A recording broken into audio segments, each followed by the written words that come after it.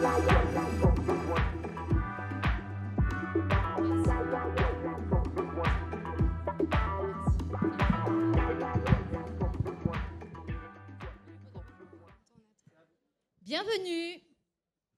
Merci à tous d'être là pour notre atelier. Ça nous fait très plaisir de vous voir aussi nombreux. Alors aujourd'hui, on va vous présenter notre ouvrage « Oser la classe dans la cour ». On va commencer par se présenter nous-mêmes. Je commence. Vas-y. Alors du coup, pour ceux qui ne me connaissent pas et qui ne sont pas encore venus ce matin à mon atelier, je m'appelle Mélanie et je travaille donc dans une école maternelle. Je suis enseignante depuis 11 ans. 10 ans en maternelle et je travaille en ville, donc dans un quartier très urbanisé avec très peu d'espaces verts et des enfants qui habitent dans des logements sociaux avec très peu d'accès à la nature. Et moi, je suis Johanna da Silva Groz. Vous me connaissez peut-être sous le nom de S'éveiller naturellement. Je suis professeure des écoles depuis 2004, ça date. Et pédagogue par la nature. Je suis aussi autrice et formatrice École du dehors. J'accompagne les enseignants et les classes dans cette pratique qui est la classe du dehors.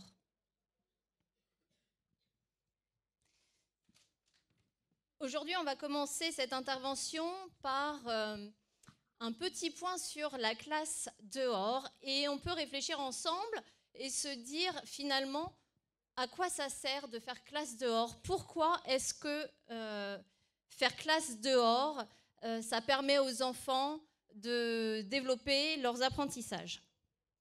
Alors tout d'abord, vous imaginez bien, quand on est dans un environnement en plein air, naturel si possible, l'enfant va être confronté à des situations sensorielles riches, si bien qu'il va développer ces récepteurs sensoriels. Et ces récepteurs sensoriels sont très importants pour le développement de l'enfant parce qu'ils vont lui permettre de développer la proprioception. Peut-être que c'est un terme que vous avez entendu. C'est le fait d'avoir la connaissance de son corps. Par exemple, c'est...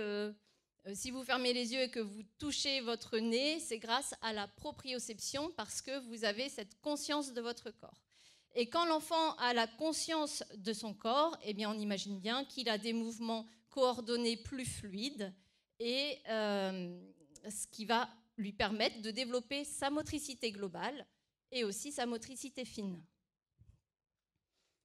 Avoir une richesse dans son environnement, donc développer ses récepteurs sensoriels, ça va aussi permettre d'accueillir ou d'analyser un petit peu les stimuli qui arrivent de manière plus précise et du coup les enfants vont mieux accueillir leurs émotions face à ces stimuli.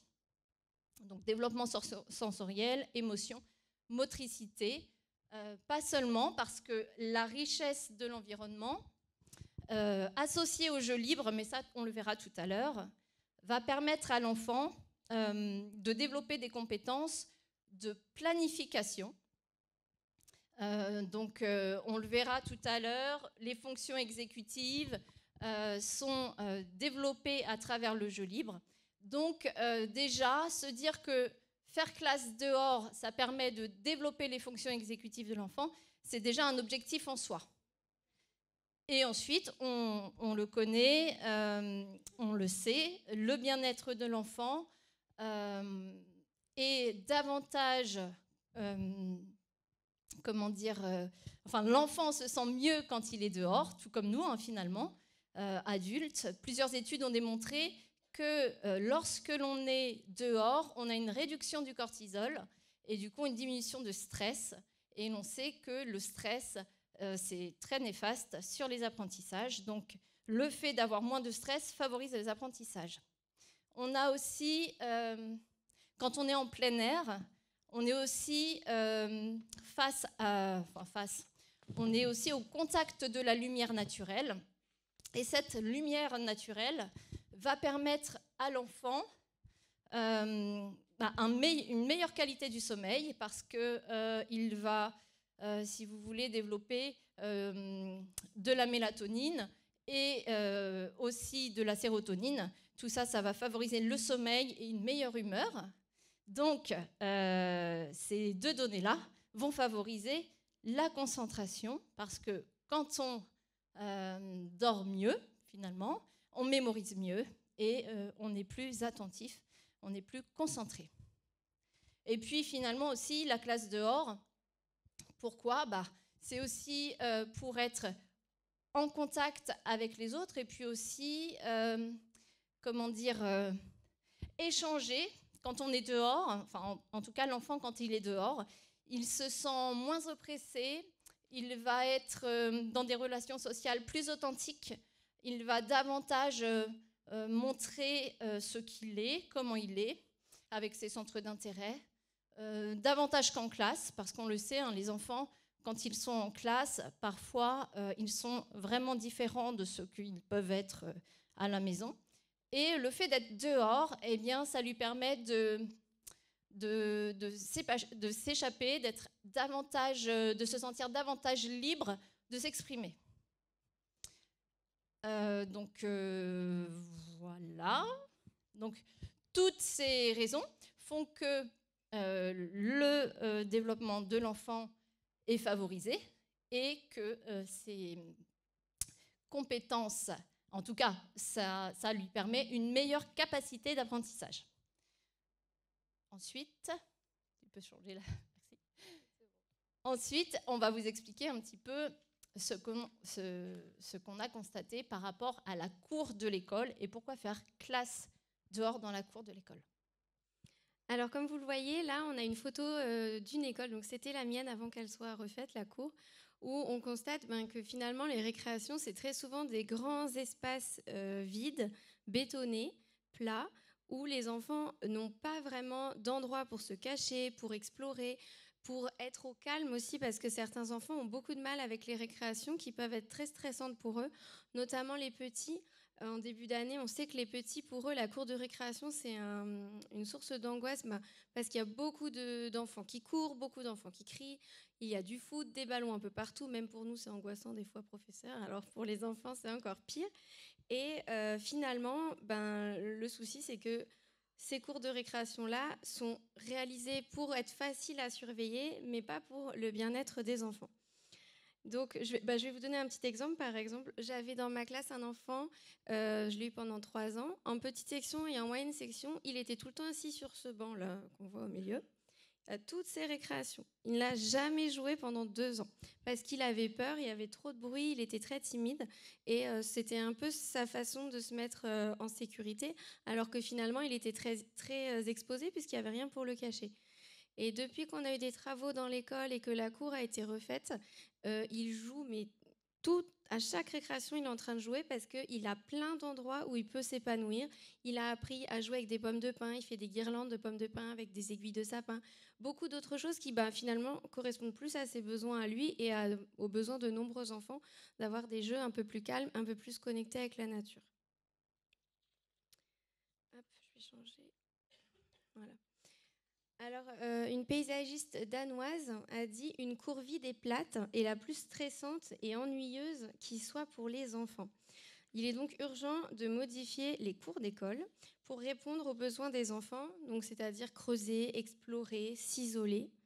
Et à cela s'ajoute aussi l'urgence d'apporter un accès à la nature, parce qu'on parle depuis quelques années d'un déficit nature, un manque de nature. Et en 2015, une étude avait été réalisée et environ 4 enfants sur 10 ne jouaient jamais à l'extérieur les jours d'école. Donc quand ils sortaient de l'école, ils rentraient directement chez eux. Et on le constate depuis plusieurs années, les enfants sont de plus en plus à l'intérieur et donc de moins en moins en contact avec la nature. Alors on en arrive à la question, pourquoi ce livre ? Alors, déjà, vous l'avez vu, on a 2 profils assez complémentaires. Donc moi, j'ai le souci d'un quartier très urbanisé où j'aimerais faire l'école du dehors, mais je n'ose pas encore vraiment franchir cette étape-là. je l'ai fait, mais voilà, à tâtons. Et puis, Johanna a le côté experte de la pédagogie par la nature. Et donc, notre idée, c'est de vous proposer un ouvrage comme un premier pas pour se lancer vers l'école du dehors, en commençant par la cour. Parce que faire classe dans la cour, c'est déjà un premier pas vers l'extérieur, vers la nature. Par exemple, dans mon école, pour aller dans un parc, j'avais 30 minutes de bus de ville. Donc on prenait 30 minutes aller, 30 minutes retour. Au final, sur place, on avait à peine 1 heure. C'était la course. On avait du mal à trouver des parents accompagnateurs. La pluie, beaucoup de parents ne veulent pas en entendre parler, même si on leur dit le dicton, là, c'est quoi avec les vêtements, là, je sais plus. Le dicton super connu, il n'y a pas de mauvais temps, il n'y a que des mauvais vêtements. Au final, moi, j'avais des parents qui ne les mettaient pas à l'école parce qu'il pleuvait et qui savaient qu'on allait à l'en sortie. Et donc, finalement, on s'est dit, pourquoi pas oser se lancer dans la cour comme une première étape qui, finalement, va répondre à beaucoup de soucis. L'organisation est simplifiée parce qu'on n'a pas besoin d'accompagnateur dans la cour. On n'a pas besoin de s'assurer de la météo. Si jamais il pleut, on peut décaler d'1 heure, de 2 heures ou de 2 jours. Et puis voilà, je crois que j'ai tout dit sur ce point-là. Et puis, la cour, c'est déjà du plein air. Et par conséquent, les enfants bénéficient de tous les bienfaits de la nature, ou presque. Voilà. Donc nous, ce qu'on vous propose, c'est en fait un outil pour vous accompagner pendant 1 an avec une organisation de chaque séance et on vous le présentera après aussi une manière d'aménager la cour parce que l'idée, c'est de vous accompagner pour que la cour, qu'elle soit végétalisée ou pas, vous permette de faire des séances en extérieur et que les enfants aient un premier contact avec la nature. Même si votre cour n'est pas végétalisée et qu'il y a beaucoup de béton, vous pouvez quand même réussir à faire des petits aménagements qui vont permettre aux enfants d'être au contact avec les petites bêtes, avec les plantes, etc. Voilà. Et on vous propose également dans le livre un calendrier pour vous accompagner toute l'année et vous aider à garder le rythme et ne pas vous démotiver en cours de route. Ensuite, je gère les feuilles et tout, là, j'y arrive plus. Non, je crois que c'est encore à moi. Non, c'est encore à moi. Pardon. C'est pas grave. Alors, trop de feuilles. C'est pas possible.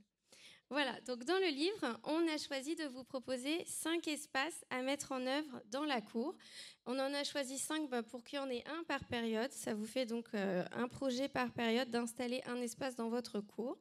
On a donc l'espace regroupement, l'espace cuisine et création, l'espace du vivant, l'espace jardin potager et l'espace art du spectacle. Donc, comment est-ce qu'on a fait pour choisir ces différents espaces? Donc déjà, le but, c'était d'enrichir la cour pour pouvoir faire des séances en extérieur. On les a choisis pour qu'ils soient en lien avec les programmes, avec les différents domaines. L'idée aussi, c'était d'accompagner les enfants pour qu'ils puissent développer leur imaginaire, donc en installant des espaces dans lesquels on apprend à jouer, pour qu'ensuite ils puissent y jouer en jeu libre et développer leur imaginaire. Et ça, c'est quelque chose que j'ai vraiment constaté avec mes élèves, c'est qu'après plusieurs séances dans les espaces qu'on a créés, quand c'était l'heure de la récréation ou quand c'était l'heure du jeu libre, ils reprenaient ces idées-là et du coup, leurs activités de jeu libre avaient évolué aussi grâce à ça. L'idée, c'est aussi d'apprendre aux enfants à respecter la nature qui est autour d'eux, de développer leur autonomie en extérieur et donc, je le disais, d'enrichir le jeu libre. Et là, c'est à toi. Je sais plus où elle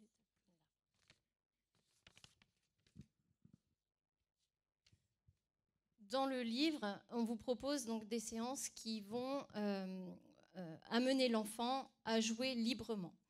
Pourquoi ? Parce que à travers le jeu libre, l'enfant il va développer énormément de compétences et dont la motivation intrinsèque, par exemple. Donc c'est le fait d'avoir de la satisfaction pour une activité qui a été choisie par l'enfant parce qu'elle présente un intérêt pour lui. Le jeu libre, ça va lui permettre aussi de développer ses compétences cognitives, il va développer sa créativité, il va développer son imagination, il va aussi être amené à résoudre des problèmes par lui-même et il va aussi développer son esprit critique. À travers le jeu libre, et c'est ça qui est important, c'est que faire classe dehors avec ce temps de jeu libre, ça va permettre à l'enfant de développer ses fonctions exécutives qui sont essentielles pour les apprentissages.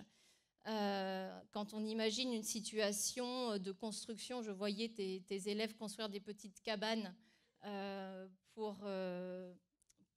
des petits personnages imaginaires. Les enfants vont devoir inhiber leur envie, par exemple, de ramasser tous les éléments qui sont autour d'eux pour simplement sélectionner ce dont ils ont besoin. Ils vont avoir besoin d'utiliser leur flexibilité mentale parce que, en fonction de ce qu'ils vont construire, ils vont être confrontés à des échecs, donc ils vont devoir mettre en place d'autres stratégies. Ils vont aussi développer la mémoire de travail pour savoir où ils en sont, quels éléments ils ont utilisés, et ils vont devoir aussi planifier finalement leur construction. Donc on le voit à travers leur jeu libre, finalement, les enfants développent de nombreuses compétences essentielles. Le jeu libre, ça va... donc je vous donne la définition que vous avez peut-être déjà lue. Le jeu libre est une activité non structurée où les enfants décident eux-mêmes de ce qu'ils veulent faire, comment ils veulent le faire et avec qui. Et il se distingue des activités dirigées par l'adulte par une absence de règles préétablies ou d'objectifs spécifiques. Il se distingue aussi également des jeux de récréation, parce que souvent on me demande, oui, mais est-ce que la récréation, c'est un temps de jeu libre finalement ? Pas vraiment, parce que la récréation, c'est plus souvent des jeux plus structurés avec des règles socialement établies. On va respecter les règles du jeu de foot, les règles de tel autre jeu, alors que dans le jeu libre, l'enfant est vraiment libre de choisir ses propres règles.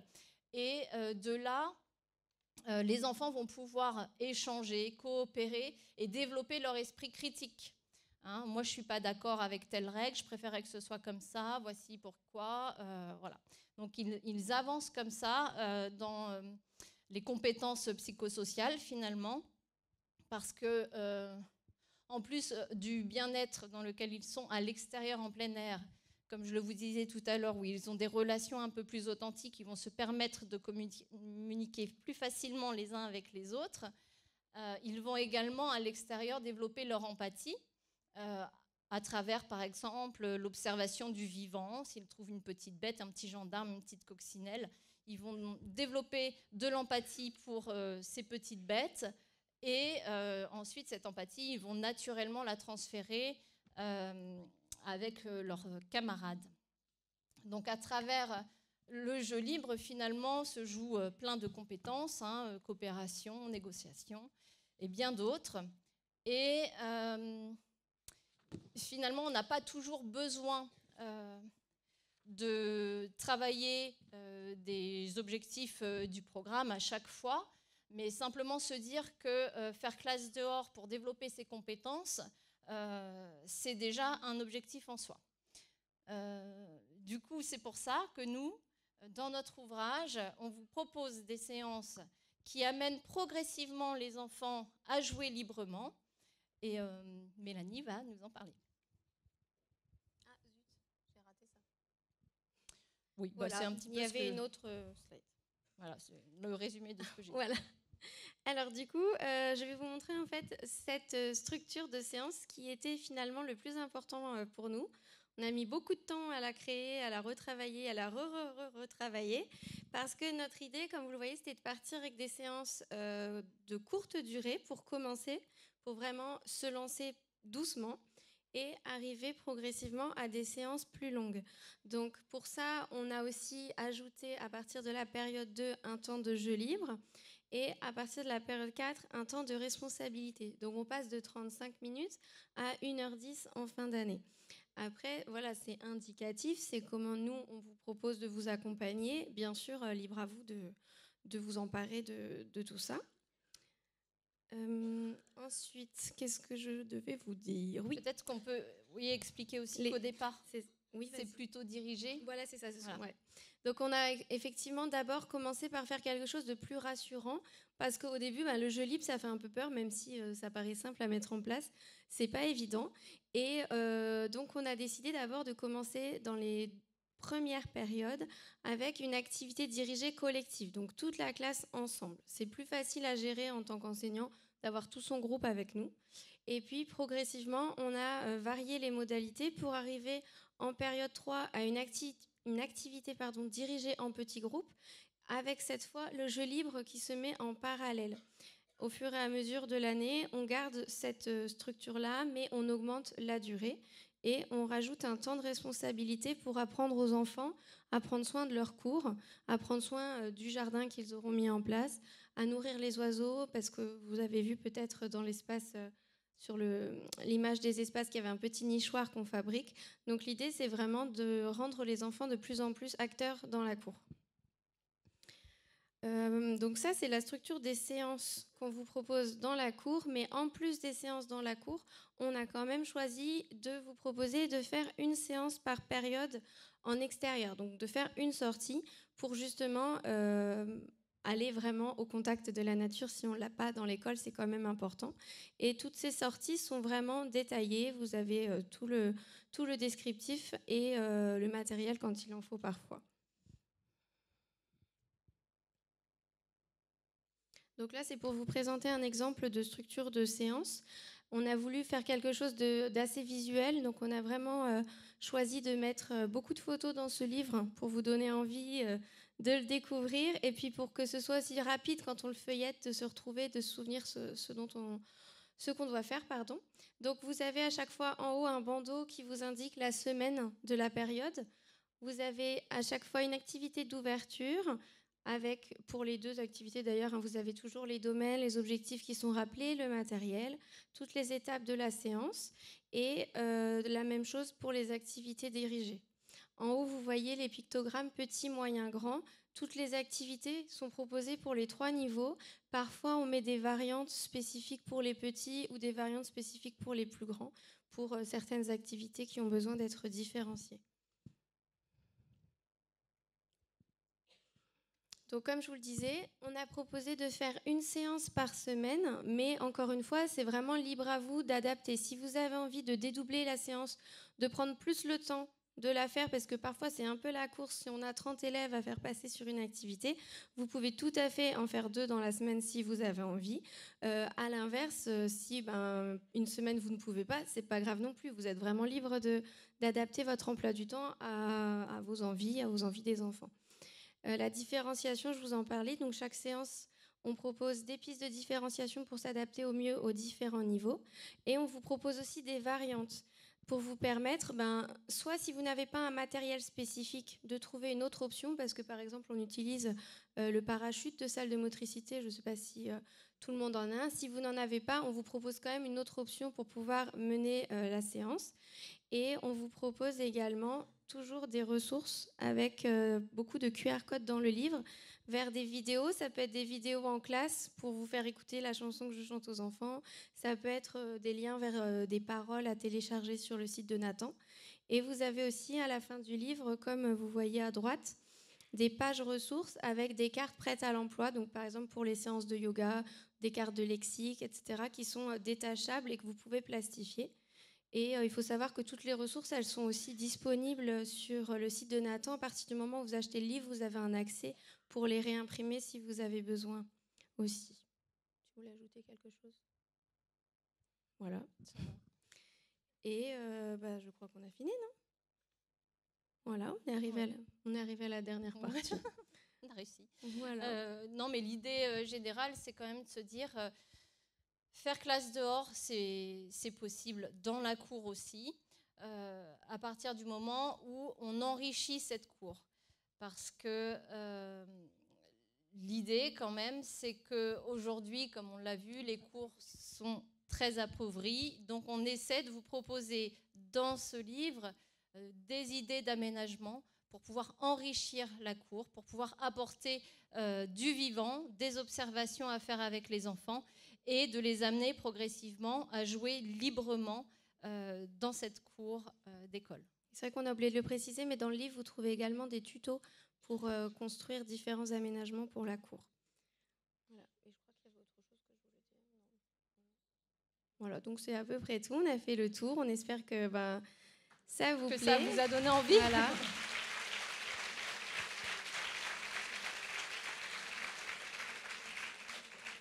Merci beaucoup. Et le livre, vous pouvez le trouver sur le stand de Nathan, mais ouais, et il y en avait plus, il y en a qui sont revenus. Alors il faut surveiller dans la journée s'il y en a qui reviennent encore.